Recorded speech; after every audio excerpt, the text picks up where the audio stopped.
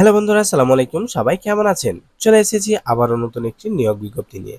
আজকের বিজ্ঞপ্তিটি হচ্ছে গণপ্রজাতন্ত্রী বাংলাদেশ সরকার সড়ক পরিবহন ও মহাসড়ক বিভাগ, বাংলাদেশ সড়ক পরিবহন কর্পোরেশনের নিয়োগ বিজ্ঞপ্তি সম্পর্কে। তো বন্ধুরা, কথা না বাড়িয়ে বিজ্ঞপ্তিটি শুরু করি। বিজ্ঞপ্তিটি প্রকাশিত হয়েছে 16/5/2024 খ্রিস্টাব্দে। তো এখন আমি পদের বিস্তারিত আলোচনা করব। 1 নাম্বার, পদের নাম হিসাব সহকারী, গ্রেড 1, পদ সংখ্যা 13টি। জাতীয় বেতন স্কেল 2015 অনুযায়ী 12তম গ্রেড। বেতন 11,300 থেকে 27,300 টাকা ও বিধিমতে অন্যান্য আর্থিক সুবিধা রয়েছে। শিক্ষাগত যোগ্যতা 2 বছরের অভিজ্ঞতা সহ বিকম ডিগ্রি থাকতে হবে। সকল জেলার প্রার্থীগণ আবেদন করতে পারবে। 2 নাম্বার, পদের নাম উচ্চমান সহকারী, পদ সংখ্যা 4 জন। জাতীয় বেতন স্কেল 2015 অনুযায়ী 14তম গ্রেড। বেতন 10,200 থেকে 24,680 টাকা ও বিধিমতে অন্যান্য আর্থিক সুবিধা। শিক্ষাগত যোগ্যতা স্নাতক ডিগ্রি। উন্নয়নমূলক পরিকল্পনা এবং বাজেট প্রস্তুতি, নথি প্রক্রিয়া ও রক্ষণাবেক্ষণের অভিজ্ঞতা সম্পন্নদের অগ্রাধিকার দেওয়া হবে।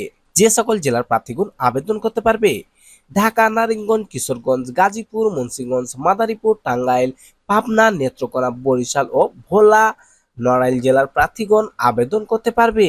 3 নম্বর, পদের নাম জব সহকারী, পদ সংখ্যা 7টি। জাতীয় বেতন স্কেল 2015 অনুযায়ী 16তম গ্রেড। বেতন 9,300 থেকে 22,490 টাকা ও অন্যান্য আর্থিক সুবিধা রয়েছে।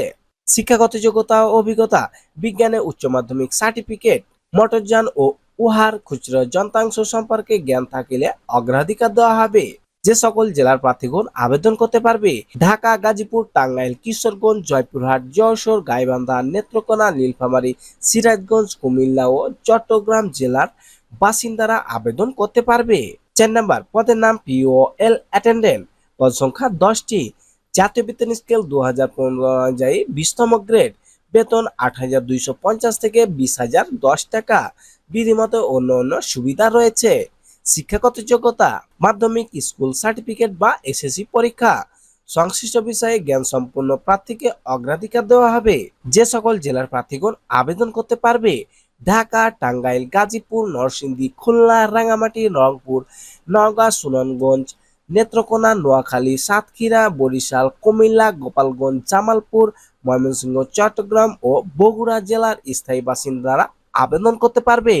আবেদনের শর্তাবলী: 11/6/2024 খ্রিস্টাব্দে সাধারণ প্রার্থীদের ক্ষেত্রে 18 থেকে 30 বছর এবং শারীরিক প্রতিবন্ধী মুক্তিযোদ্ধাদের ক্ষেত্রে 18 থেকে সর্বোচ্চ 32 বছর।